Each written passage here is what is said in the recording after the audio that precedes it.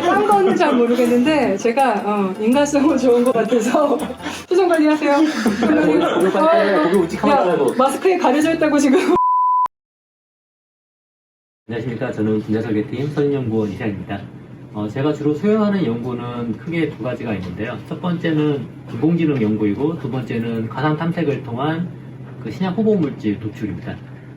첫 번째로 인공지능 연구 같은 경우에는 많은 분들이 이제 주로 알파고나 그 TV에서 보시던 화려한 거를 생각하기 쉬우신데, 실제적으로 연구할 때는 데이터를 구축하고 그 데이터를 바탕으로 입력 정보를 생성한 후에 일단 그 인공지능 모델이라고 하는 여러 다양한 알고리즘을 통한 모델을 개발하게 되고요.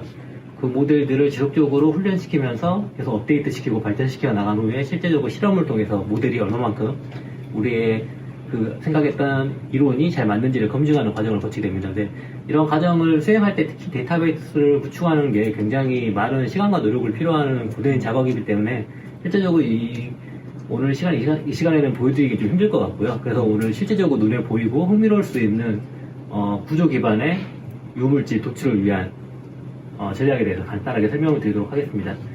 저희가 사용하는 방법은 뭐 대부분은 그렇지만 보시는 바와 같이 이 그림이 단백질의 구조인데 엑스레이라는 방법을 통해서 화합물과 단백질의 결합된 구조를 3차원적인 구조를 얻을 수 있습니다.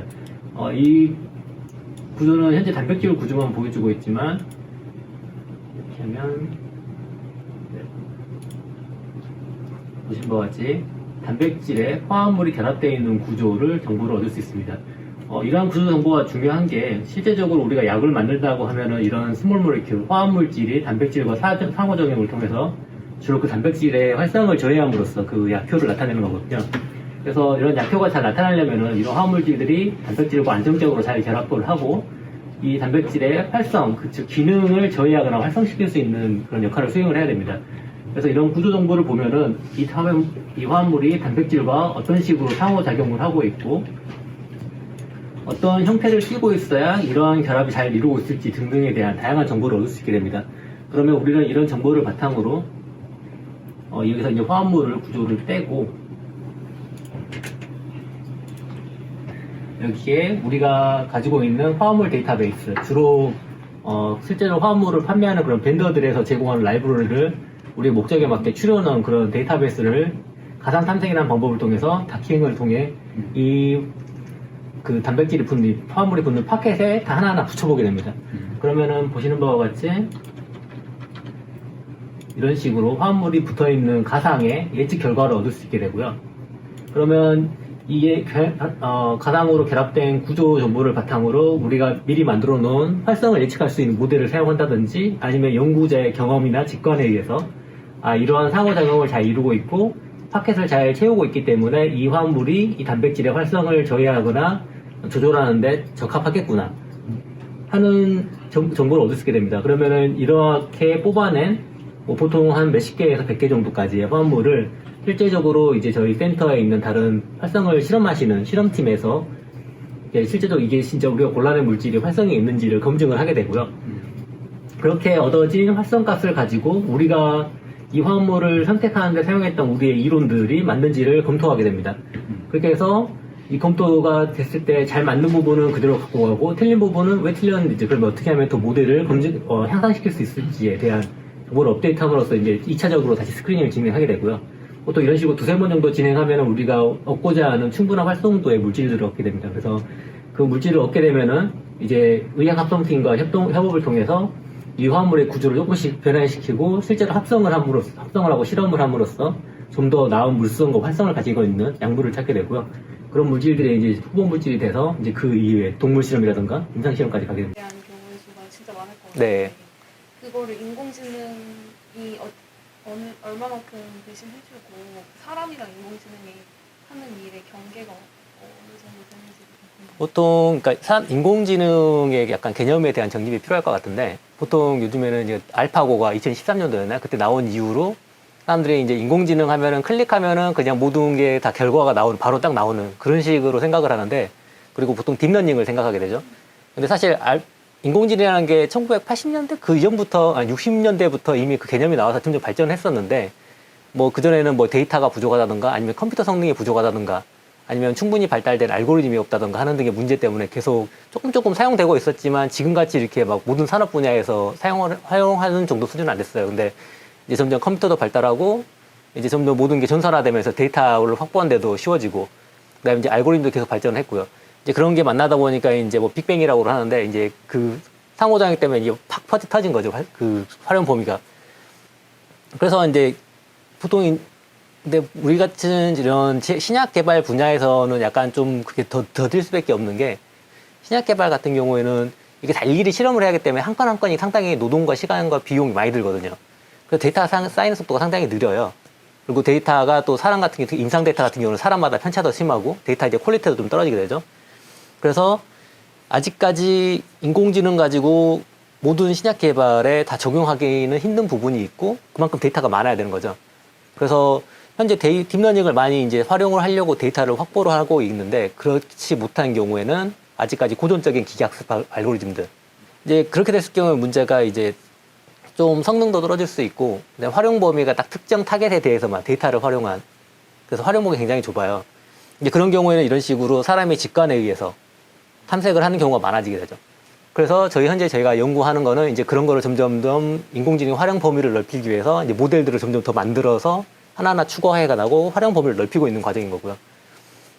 말씀하셨듯이 이제 화합물에 나올 수 있는 구조의 그 컨비네이션 수는 무한대죠, 거의.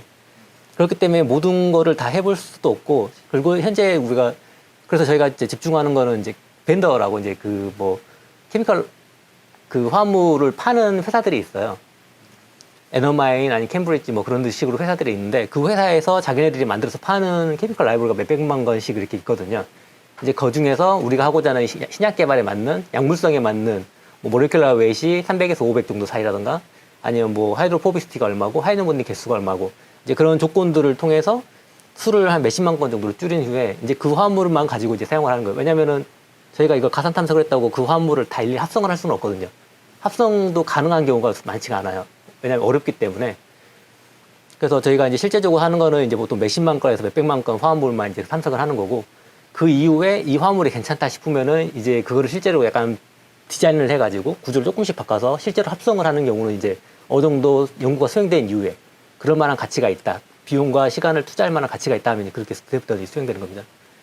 그래서 정리하자면은 아직까지 인공지능 가지고 신약 개발의 모든 단계를 다 원활히 수행하기에는 어려운 점이 많이 있고 그리고 현재까지는 이제 연구자의 직관을 많이 사용하고 있는 거.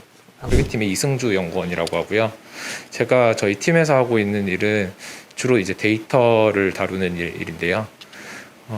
우선은 앞서 이세한 박사님이나 이제 한민우 박사님 그리고 하윤아 연구원이 얘기를 했던 것처럼 저희 팀에서 하는 일이 분자 설계 일과 인공지능 관련된 일을 맡고 있는데 그러한 일들을 할 때 데이터의 생산도 이루어지면서 그런 데이터를 어떻게 이용할 수 있는지에 대해서 끊임없이 이제 연구를 진행을 하고 있습니다.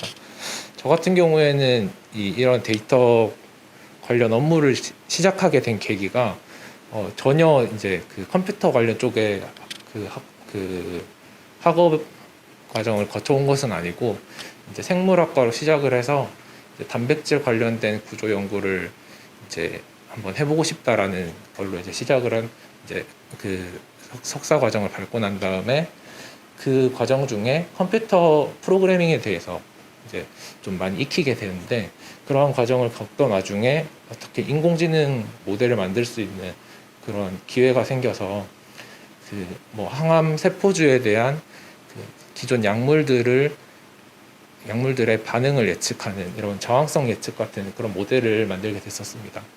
그래서 우선은 그러한 모델을 만들면서 데이터에 대한 그 핸들링 기술도 익히고 그리고 프로그래밍 실력도 이제 좀 늘어나면서 현재는 저희 그 센터 내에서 그리고 저희 팀 내에서 그 데이터베이스 관리라던가 그리고 그런 데이터베이스 내에 있는 데이터들을 뷰잉할 수 있는 그런 것들을 주로 이제 역할을 맡고 있고요.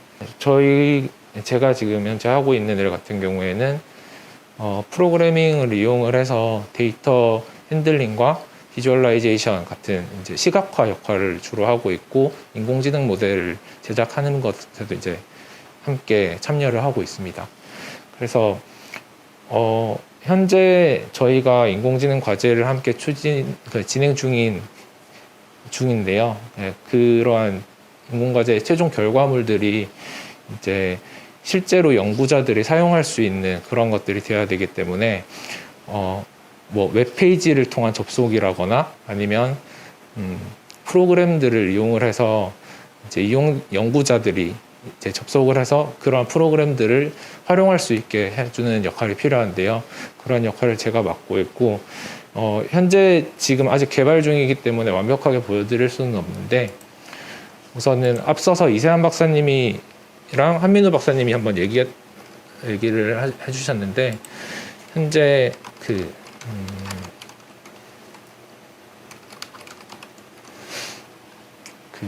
저희 팀에서 주로 사용하는 단백질 구조 같은 경우에는 RCSB PDB라는 프로테인 데이터뱅크 사이트를 이제 이용을 한다고 말씀을 하셨고 이 외에도 캠블이나 뭐 이런 공공 데이터베이스들이 있습니다. 이런 데이터베이스들이 기존에 연구되어 있던 결과물들이 저장이 되어 있는 것이고요. 그런 것들을 이제 저희가 분자 설계나 인공지능 연구를 수행을 하면서 이런 데이터들이 필수적으로 필요하기 때문에 그런 데이터들을 취합하고 함께 이제 어떻게 이용할 수 있는지에 대해서 끊임없이 분석을 진행을 하고 있고 그 과정 중에서 데이터베이스를 구축을 하면서 저희 재단 내에서도 이용할 수 있게 이러한 작은 이제 웹사이트를 함께 제작을 하고 있었고요. 네, 그리고 뭐 제가 지금 현재까지 진행을 하고 있던 것 중에 이제 하유나 연구원이 함께 들어오면서 이제 저의 업무를 이제 조금씩 지원을 해주게 될 것 같고요. 네, 뭐 우선은 일단은 이렇게 제 업무는 소개를 마치고 저희 같은 경우에 이제 서버에 대해서도 얘기를 한번 해드려야 되는데 서버 같은 경우에는 지금 현재 여기에 보시다시피 이런 서버들이 데스크탑 형태로 있는 서버들이 있고요.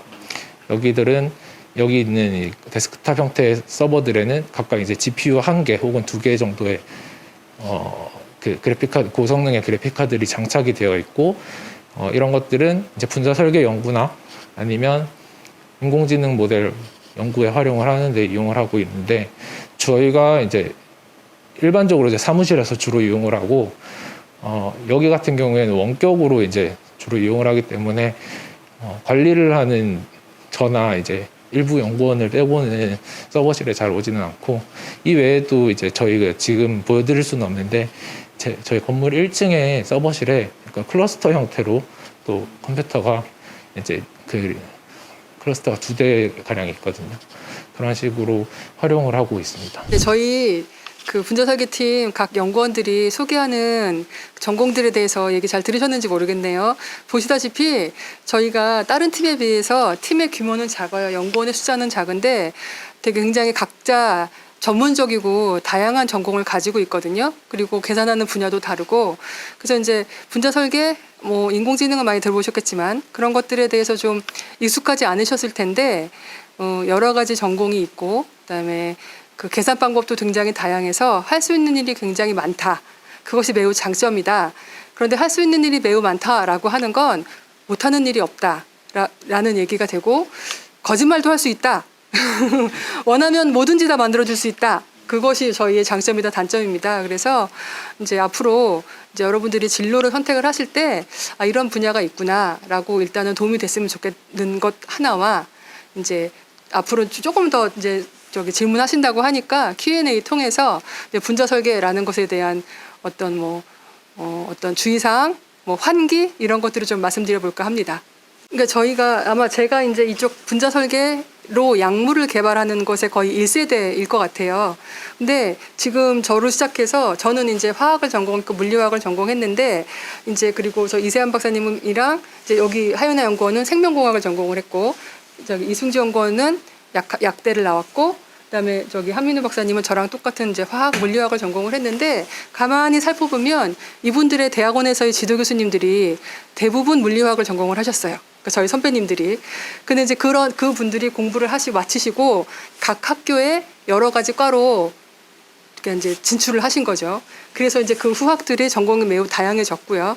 근데 이제 기본적으로 다들 이제 이세한 박사님, 뭐 한민우 박사님, 저 이승주 연구원, 하윤아 연구원 얘기 들으셔도 알겠지만 저희가 계산하는 방법 안에는 이제 물리화학적, 네, 수학적 알고리즘들이 다 들어 있어요. 그래서 이제 그런 것들을 이해하는 부분에 있어서 이제 지도 교수님들의 도움을 많이 받았고, 그래서 이제 전공은 각자 다르게 앉아 있지만 저의 바람이기도 합니다만 이들의 머릿속에는 물리화학적 개념이 매우 잘 자리 잡고 있다.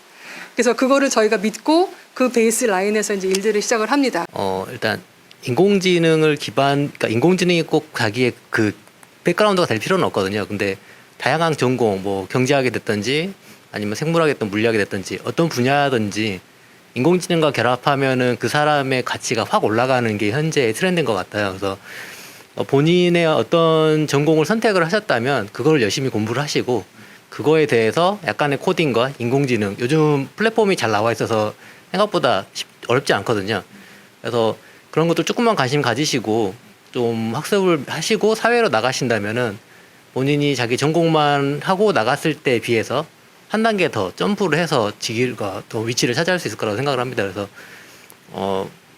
전공 열심히 공부하시고 플러스 알파로 약간의 코딩과 인공지능 공부를 함께 하시기를 저는 추천해드리고 싶습니다. 프로그래밍도 인터넷에서 쉽게 가르쳐주는 경우가 많아요. 요즘엔 유튜브도 있고 PDF로 정말 그 초보자들이 쉽게 접할 수 있게 따라할 수 있게 그 자습서처럼 나오는 경우도 있기 때문에 그래서 그런 것들을 이용을 해서 하면 될 것 같고, 그리고 이렇게 검색을 계속 하시다 보면은 뭐 그런 인공지능을 이용을 해서 어떠한 챌린지에 도전하는 경우도 있고요. 그런 스터디도 많이 모집을 하더라고요. 그런 것도 학생이더라도 참여가 가능하니까 한번 해보시면 좋을 것 같아요. 그래서 우선은 현재 위치에서 자기가 해야 될 일을 제일 열심히 하는 게 좋지 않을까 합니다. 네. 제가 드리고 싶은 말씀은 이제 실험을 직접 하시는 분들은, 저는 옛날에 1세대인 저는 무시를 많이 당했어요. 야, 이거 실험하지 않는데 그거 맞냐? 이렇게 얘기를 많이 하세요. 그래서 이제 몇 %의 효율이 있는데 얼마나 맞는데 뭐 이런 질문을 많이 받아서 이제 자격지심을 가지고 있어요. 그래서 분자 설계팀이 하는 노력 중에 계산을 하는 것, 계산을 잘 하는 것도 있지만 계산을 해놓고 그것을 증명하는 것, 검증하는 것에 대한 시간을 굉장히 많이 투자를 합니다. 그래서 시작을 할 때 애초에 어떤 타겟 아니면 표적 단백질에 대한 생물학적, 그다음에 뭐 어떤 기전에 대한 공부, 구조에 대한 공부를 생각보다 많이 진행을 하고 있어요. 그래서 그런 것들을 기반으로 저희가 표적을 접근을 해야 오류 없이 그 표적에 대한 이해도를 가지고 약물을 개발할 수 있기 때문에 그런 것에 대한 공부를 되게 많이 하고 있어요. 사람들이 컴퓨터로 하면 또 하나 이제 뭐 그게 맞냐 안 맞냐의 문제를 떠나서 굉장히 컴퓨터만 앞에 한 대 있고 사람만 한 명 있으면 그냥 버튼만 꾹꾹 누르면 결과가 나온다라고 생각하세요. 예, 근데 뭐 그 말은 맞아요. 버튼만 누르면 결과는 나오기는 하죠. 버튼을 굉장히, 근데 이제 고민하셔야 될 게 어떤 버튼을 누르실 거냐에 대한 선택이 있고, 중요한 건 아마 다들 저기 한민우 박사님도 얘기하셨을 것 같아요. 계산은 컴퓨터가 합니다만 나온 결과를 사람 분석하는 건 사람이죠. 그래서 분자 설계팀의 그러니까 분자 설계 팀이 살아남기 위한 중요한 것은 맨파워라고 저는 말씀을 드리고, 그래서 이제 여러 명을 저희가 이제 같이 일을 하고 있는데, 다시 말씀드리지만 이거는 이 분자 설계는 계산을 하는 것보다 분석을 하는 것, 분석을 통해서 결론을 내리는 것이 매우 중요합니다. 따라서 이제 흔하게 뭐 되게 하찮게 보시는 분들, 지금은 많이 없어졌긴 했는데 여전히 분자 설계를 접해보지 않으신 분들은 굉장히 간단하게 컴퓨터가 일하는 거지 사람이 일하는 거냐라고 물으시는 분들이 계셔서 그렇지 않다. 매우 많은 고민을 하고 있고 많은 공부를 오히려 당신들보다 더 한다라는 것에 대한 말씀 드리고 싶고요. 아까도 할 수 있는 일이 굉장히 많다고 말씀드렸어요. 그래서 가끔은 어떤 교수님들께서 논문에 뭐 예쁜 그림 아니면 어떤 조금 더 추가된 내용이 필요하시면 저희한테 말씀을 하시는데, 제가 이렇게 여쭤봅니다. 저한테 무엇 할 수 있냐라고 어떻게 도와줄 수 있냐라고 물어보시면 저는 모든 걸 다 도와드릴 수 있다라고 말씀드리죠. 그러니까 교수님께서 저희한테 어떤 형태로 어떤 데이터, 어떤 내용을 싣고 싶으시냐라고 오히려 저희가 반문을 드리면 거기에 저희가 맞게 뭔가를 계산을 해보겠습니다라고 말씀을 드려요. 그 얘기는 사실은 맞지 않는 내용도 맞게 만들어 드릴 수도 있고, 실험적으로는 안 되는 것도 되는 것처럼 저희가 만들어 드릴 수 있다라는 거죠.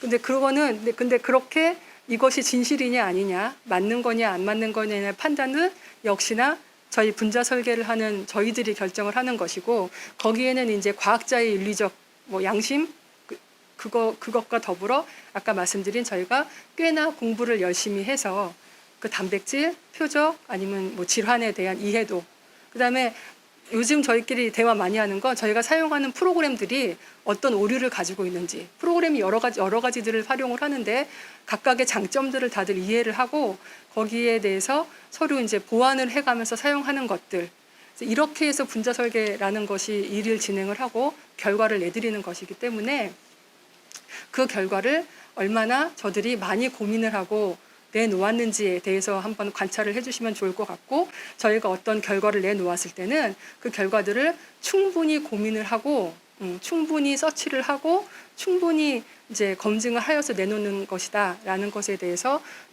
좀 신뢰를 가져주셨으면 하는 생각을 하고 있습니다.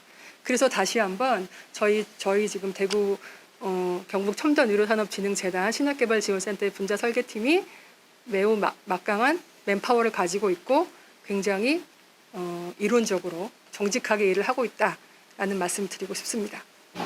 이상입니다. 막강한 맨파워를 가지고 있는 팀을 이중신 책임님께서 이렇게 다 섭외를 하신 거네요.